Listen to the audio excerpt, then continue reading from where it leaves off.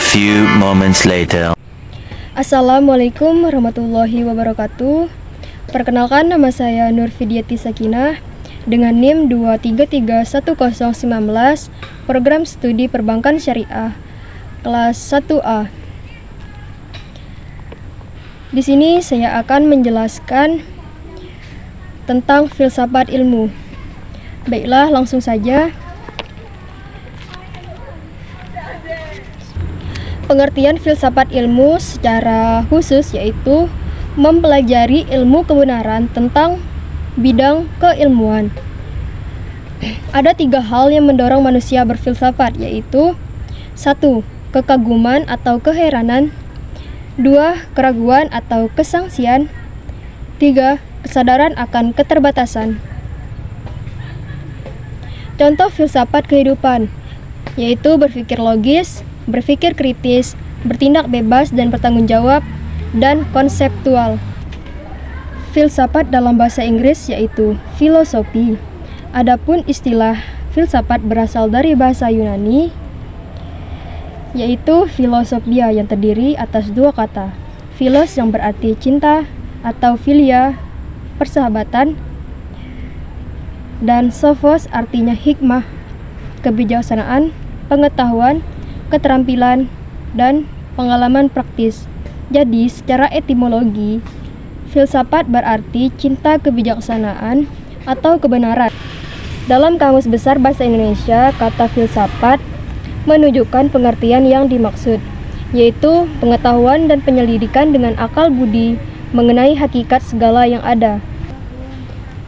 Adapun beberapa pengertian pokok tentang filsafat menurut kalangan filosof adalah: yang pertama, upaya spekulatif untuk menyajikan suatu pandangan sistematik serta lengkap tentang seluruh realitas. Yang kedua, upaya untuk melukiskan hakikat realitas akhir dan dasar serta nyata. Yang ketiga, upaya untuk menentukan batas-batas dan jangkauan pengetahuan. Yang keempat, penyelidikan kritis atas penggadaian dan pernyataan-pernyataan yang diajukan oleh berbagai bidang pengetahuan. Dan yang terakhir, yaitu disiplin ilmu yang berupaya untuk membantu Anda melihat apa yang Anda katakan dan untuk mengatakan apa yang Anda lihat. Pengertian filsafat secara terminologi sangat beragam, baik dalam ungkapan maupun titik tekanannya. Bahkan, Muhammad Hatta dan Lagerfeld mengatakan bahwa definisi filsafat tidak perlu diberikan karena setiap orang memiliki titik tekan sendiri dalam definisinya. Oleh karena itu, biarkan saja seseorang meneliti filsafat terlebih dahulu kemudian menyimpulkan sendiri. Pendapat ini benar adanya sebab intisari berfilsafat itu terdapat dalam pembahasan, bukan pada definisi. Namun, definisi filsafat untuk dijadikan patokan awal diperlukan untuk memberi arah dan cakupan objek yang dibahas, terutama yang terkait dengan filsafat ilmu. Karena itu, di sini dikemukakan beberapa definisi dari para filosof terkemuka yang cukup representatif baik dari segi zaman maupun kualitas pemikirannya. Pythagoras adalah filosof yang pertama kali menggunakan kata filsafat. Dia mengemukakan bahwa manusia dapat dibagi ke dalam 3 tipe. Mereka yang mencintai kesenangan, mereka yang mencintai kegiatan, dan mereka yang mencintai kebijaksanaan. Tujuan kebijaksanaan dalam pandangannya menyangkut kemajuan menuju keselamatan dalam hal keagamaan. Sophia mengandung arti yang lebih luas dari kebijaksanaan, yaitu yang pertama, kerajinan, yang kedua, kebenaran pertama, ketiga, pengetahuan yang luas, yang keempat, kebajikan intelektual, yang kelima, pertimbangan yang sehat, dan yang terakhir, yaitu kecerdikan dalam memutuskan hal-hal praktis. Dengan demikian, asal mula kata filsafat itu sangat umum, yang intinya adalah mencari keutamaan mental. Plato juga mengatakan bahwa objek filsafat adalah penemuan kenyataan atau kebenaran absolut. Keduanya sama dalam pandangannya lewat dialektika. Sementara Aristoteles, tokoh utama filosof klasik, mengatakan bahwa filsafat menyelidiki sebab dan asas segala terdalam. Sedangkan Aristoteles, tokoh utama filosof klasik, mengatakan bahwa filsafat menyelidiki sebab dan asas segala terdalam dari wujud. Karena itu, ia menamakan filsafat dengan nama teologi atau filsafat pertama. Aristoteles sampai pada kesimpulan bahwa setiap gerak di alam ini digerakkan oleh yang lain.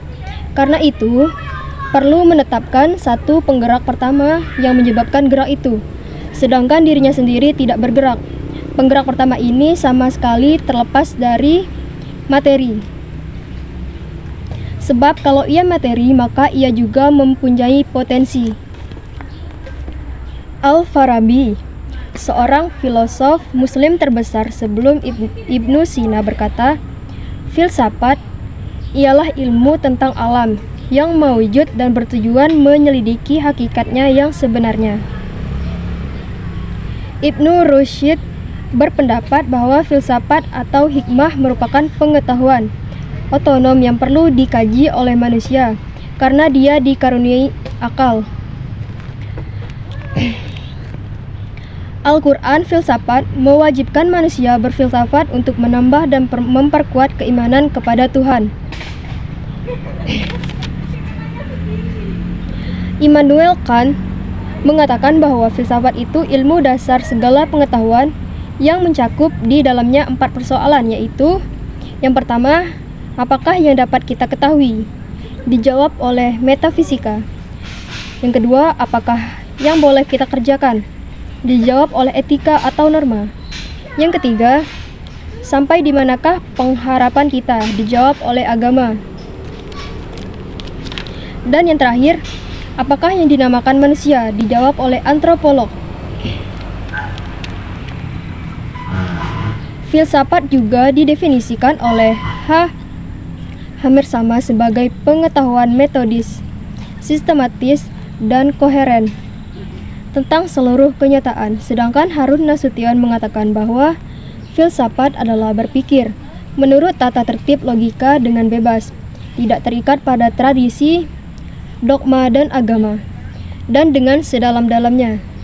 Dalam pandangan Sidi Ghazalba, filsafat adalah berpikir secara mendalam, sistematik, radikal, dan universal dalam rangka mencari kebenaran, inti atau hakikat mengenai segala sesuatu yang ada. Pendapat Sidi Ghazalba ini memperlihatkan adanya 3 ciri pokok dalam filsafat, yaitu 1. Adanya unsur berpikir yang dalam, hal ini menggunakan akal. 2. Adanya unsur tujuan yang ingin dicapai melalui berpikir tersebut. 3. Adanya unsur ciri yang terdapat dalam pikiran tersebut, yaitu mendalam. Uraian di atas menunjukkan dengan jelas ciri dan karakteristik berpikir secara filosofis. Intinya adalah upaya secara sungguh-sungguh dengan menggunakan akal pikiran sebagai alat utamanya untuk menemukan hakikat segala sesuatu yang berhubungan dengan ilmu. Telah disebut di atas bahwa salah satu makna filsafat adalah mengutamakan dan mencintai hikmah. Sebagian filosof membagi objek material filsafat ada 3 bagian, yaitu yang ada dalam alam empiris, yang ada dalam pikiran, dan yang ada dalam kemungkinan. Adapun objek formal filsafat adalah sudut pandang yang menyeluruh, radikal, dan rasional tentang segala yang ada.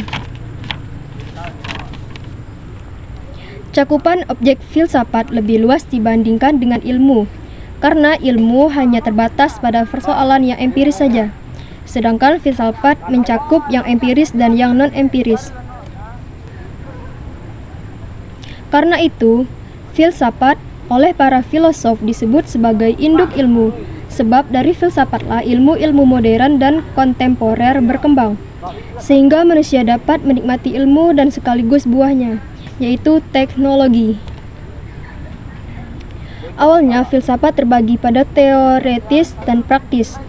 Filsafat teoretis mencakup metafisika, fisika, matematika, dan logika. Sedangkan filsafat praktis adalah ekonomi, politik, hukum, dan etika. Setiap bidang ilmu ini kemudian berkembang, seperti fisika berkembang menjadi biologi, biologi berkembang menjadi anatomi, kedokteran, dan kedokteran pun terspesialisasi menjadi beberapa bagian. Bahkan dalam perkembangan berikutnya, filsafat tidak hanya dipandang sebagai induk dan sumber ilmu, tetapi sudah merupakan bagian dari ilmu itu sendiri, yang juga mengalami spesialisasi.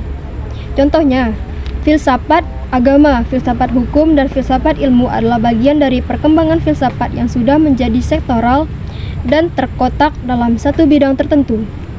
Filsafat ilmu yang sedang dibahas ini adalah bagian yang tidak terpisahkan dari tuntutan tersebut, karena filsafat tidak dapat hanya berada pada laut lepas, tetapi diharuskan juga dapat membimbing ilmu.